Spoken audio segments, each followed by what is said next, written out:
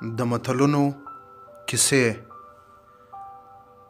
د خپل وطنه ګل وطنه کتاب څخه. د کتاب لیکوال عبدالنافع همت، ویاند او چمتو کوونکی سعید لودین. متل دی وای چورت یې واهه، خورجین یې بايلود. وای چې یو سوداګر له خپل نوکر سره یو لیرې ځای ته په سفر روان و. له دوی سره یو آس او یو له سرو زرو ډک خورجین و. په لاره کې آس ناروغه سو. وار په وار یې ناروغي پسې ډېرېده چې وروسته مړ سو. تر دې وروسته سوداګر او نوکر پر پښو روان سول. یو څه مزل چې وکړ نو ډېر ستړي سول.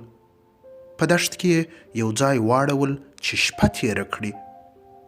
په دې وخت کې یو بل مسافر هم پر لاره تېرېدی.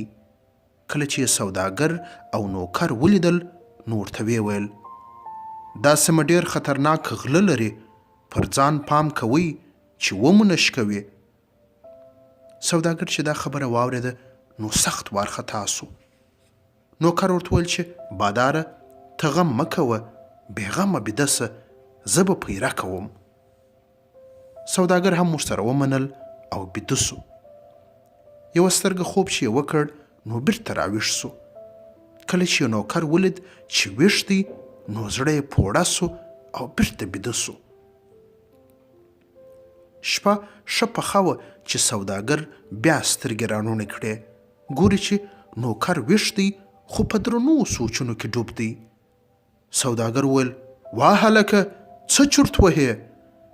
نوکر وویل چې دې خبرې ته چورت وړی یم چې خدای پاک دا دونه لوی اسمان څنګه بې ستنې درولی دی. سوداګر په درد ورته وویل بې عقله سوچونه پرېږده، خپله پیره کوه. له دې خبرې سره سم سوداګر بیا بیده سو. یوه شیبه وروسته چې راکښېنست نو ګوري چې نوکر بیا هغسې چورتونه وهي. سوداګر بیا په درد ورته وویل واه هلکه تا ته وایم بیا څه چورتونه وهې؟ نوکر وویل چې په دې اړه چورت وهم چې خدای پاک دا دونه خلکو ته څنګه روزي ورسوي.